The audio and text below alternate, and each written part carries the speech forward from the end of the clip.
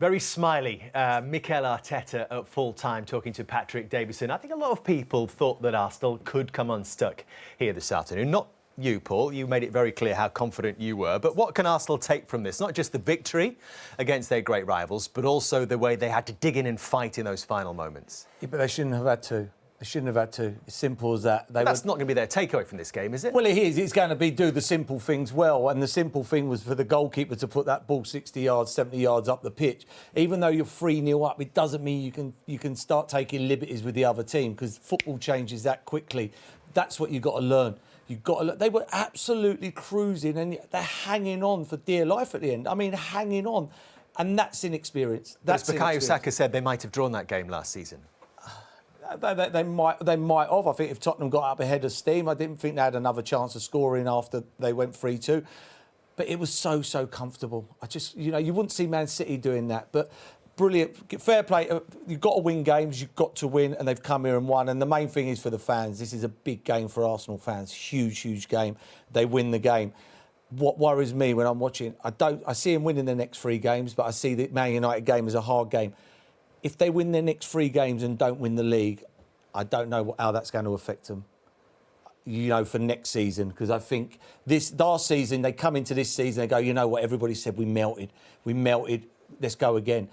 You win the next 3 games and you don't win the league, you come back and you go, what else can we do? But they are up against... What else can we do? But the problem is they're up against one of the greatest teams we've ever seen. Yeah, I know. That's the downside. Yeah. They've improved on, obviously, the... Oh, 100%. If they can win the last few games, you think, well, they're better than last year in terms of their points, games won. It would take them to 89 points. Of course. But it's the problem is Man City. It's the same for Liverpool over last year. This is one of the greatest teams we've ever seen. And that's the challenge for teams like Arsenal. And it's not over yet, but even if they do win the games, but at least make City win their games. Don't what happened last year where you just kind of faded away.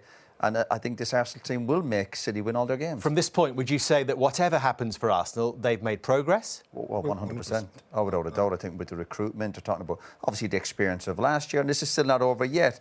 And they might look back and go, whatever, after the Bayern game, that the Aston Villa game, probably the game that will cost them.